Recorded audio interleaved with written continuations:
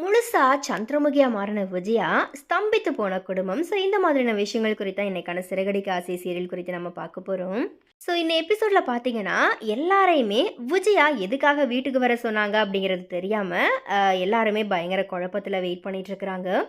அப்போது விஜயா இருந்த ரூம்ல இருந்து சலங்கை சத்தம் வர எல்லாருமே பதட்டமாகறாங்க.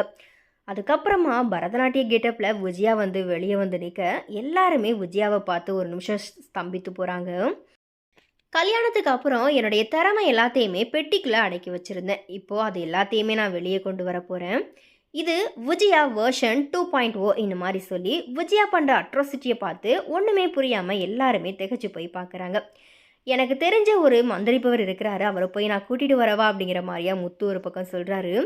நீங்களே உங்கள் வாயால் அந்த நல்ல விஷயத்த சொல்லுங்கள் அப்படிங்கிற மாதிரியா ரோகிணியும் மீனாவும் இன்னொரு பக்கம் சொல்கிறாங்க. இத்தனை நாளாக நான் வீட்டிலே இருக்கிறதுனால யாரும் என்னை மதிக்கிறதே கிடையாது. நான் என்னோட சொந்த காலில் இனி நிற்க போகிறேன்.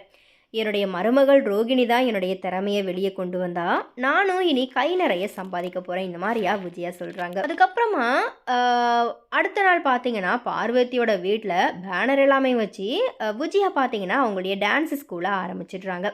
அதுக்கு ஸ்ருதியோட அம்மா தான் தலைமை தாங்கி குச்சி விளக்கு எல்லாமே ஏற்றுறதுக்கு வராங்க.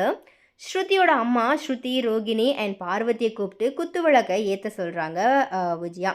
எனக்காக உன்னோட வீட்டையே கொடுத்துருக்க அப்படிங்கிற மாதிரியா பார்வதிக்கு நன்றியும் சொல்கிறாங்க விஜயா.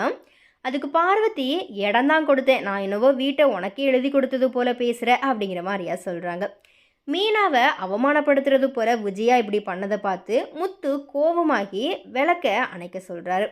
விளக்கில் 5 முகம் தான் இருக்குது, நான் என்னவோ வேணும்னே இப்படி செஞ்சது போல் பேசுகிறான், ஆரம்பத்திலேயே இப்படி விளக்க அணைக்க சொல்கிறது சரியா அப்படிங்கிற மாதிரியா விஜயா முத்துக்கிட்ட சண்டை போடுறாங்க. நீ பண்ணுறது மட்டும் சரியா அப்படிங்கிற மாதிரியா அண்ணாமலை வந்து திருப்பி கேட்குறாரு.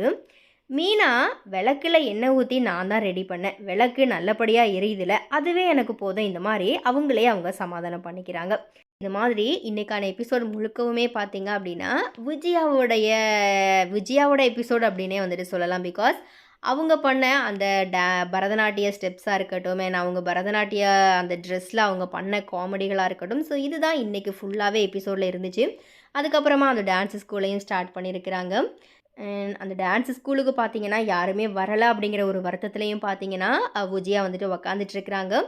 ஸோ எனிவே இந்த டான்ஸ் ஸ்கூல் அப்படிங்கிற கான்செப்டை பார்த்தீங்க அப்படின்னா விஜயா வந்துட்டு கண்டினியூ பண்ணுவாங்களா, இல்லை எதனா ரீசனால் இது அப்படியே பாதியிலேயே ட்ராப் பண்ண போகிறாங்களா அப்படிங்கிறத நம்ம வெயிட் பண்ணி பார்க்கலாம்.